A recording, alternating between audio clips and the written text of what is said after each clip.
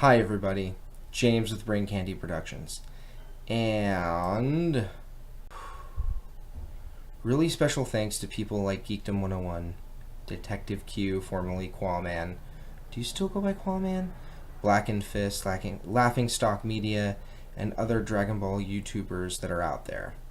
After watching Geekdom 101's Dragon Ball history video, which by the way gave me goosebumps, seeing the nostalgia of my adolescent life in a 30-minute long Dragon Ball special that was just based on the history of Dragon Ball in the United States, specifically more on Funimation, or excuse me, Cartoon Network, was amazing.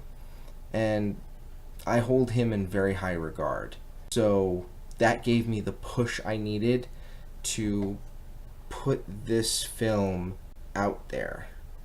My experiences with Dragon Ball. First time I remember watching Dragon Ball actually was Dragon Ball and not Dragon Ball Z. And it was in the early 90s.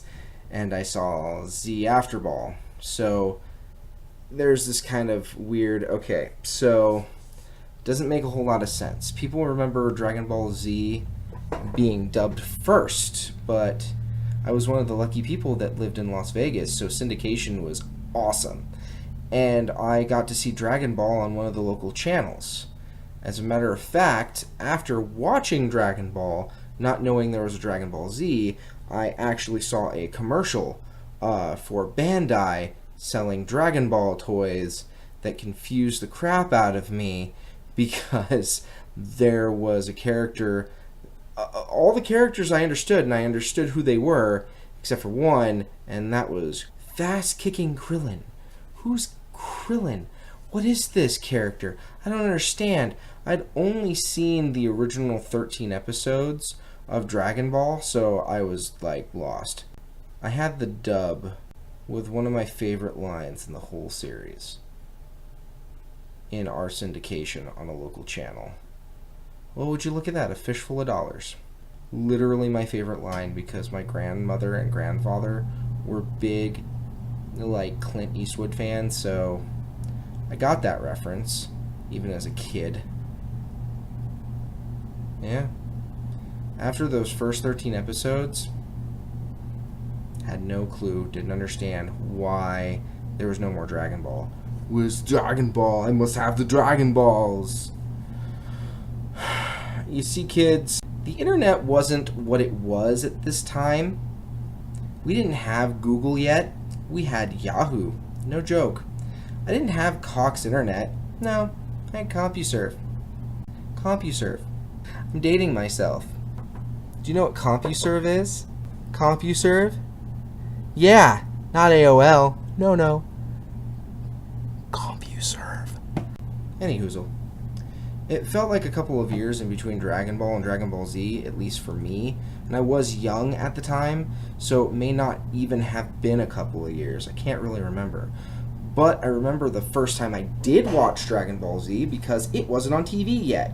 No, it was a VHS at my local video shop called Westlake Video, and it was under the special interest, so there wasn't like a cartoon or like an anime section yet. There actually did get to be an anime section before they closed down, but there it was. It was the first 4 episodes of Dragon Ball Z. Literally, VHS, right there. And I want to say it was either the summer of 95 or 96. I don't remember, but I was enthralled. Literally. I needed to see more, but Westlake ended up closing before I could see more of Dragon Ball. I didn't get to see any more episodes beyond that, except when I went to the Chinatown Mall on Sundays. Only if I was good, and only after church. My grandmother and I would go, and I would buy Dragon Ball Z toys. Literally, they were cheap plastic, no articulation, no head movement. Their arms kind of went like this, their hands kind of went like that, and their feet kind of did the same thing, but their legs didn't move. If I can scratch one of those up for you, I will. I did, however, come across the movie the world's strongest over there. It was cool because my buddy Matt Lusk, back in my Taekwondo class, had the Japanese version of it, and I loved Masako Nozawa's version of Goku, so I actually traded him the English version for the Japanese version, because that's just what I did. So one day in high school, now I'm going to put a disclaimer up here, because when I tell this story, a lot of people are like, bullcrap. And I'm like, no, seriously, this is a thing. One day in high school, I was in the computer lab. I was researching some Dragon Ball news, and I saw that the impossible was possible. We're going to continue Dragon Ball Z. I need to explain something. Dragon Ball Z, at the time, on one of the local stations in Vegas, would get up to Raccoon. Goku would elbow Raccoon. Done. We didn't get any witty comebacks like, there was a spot that called attack, so I did. We didn't see any of that. Not for a long time, and then it would cycle back through. And cycle back through. And cycle back through. I went through that 8 times. Yeah, no joke. But if I had to sit through one more viewing of that, I was going to throw myself out the window from the second story of our house. Yeah. The coolest part is they had an interview with I can never pronounce your last name. The coolest part is that they had done an interview with Peter Kalimas, the English voice of Goku, and they left a link to his email. Here's where a lot of people are in disbelief of the things I say. They left a link to his friggin' email. He left it there purposely to say, if you want to write me, that's cool. I'm not joking. This was a thing. So, to put it lightly, I was asked to remove myself from the computer lab because I was causing a bit of a ruckus. Lightly. I emailed him right away. We talked, I think, maybe for like 3 strings of an email. I asked why he wasn't going to voice Goku anymore, and he said they were moving the recording too far from his home, and it wasn't going to be an easy thing for him to send tapes back and forth to America, or to sign a new contract with a completely different production studio. Everyone was being replaced. I was our sad otaku. I did ask him a huge favor, though. I asked him to record sound bites for my computer so that I could program them to my Windows 93 machine, and he did. What's an internet? Email? Kamehameha! No joke. Did that. Not making it up. He did. I died. I was overjoyed. But by searching too many illegal sites, I crashed my computer. I delete every single email I get after reading them, especially at that age. Why? Because I'm an idiot. I literally, that summer, learned how to fix my computer and repair it anytime anything ever happened like that again. I am now a Geek Squad manager at Best Buy. That is not a joke. Peter, if you ever get to see this video, if you remember the kid back in the summer of 98, maybe 99-ish, yeah, I was the kid you did the sound bites for. Thank you, you rock.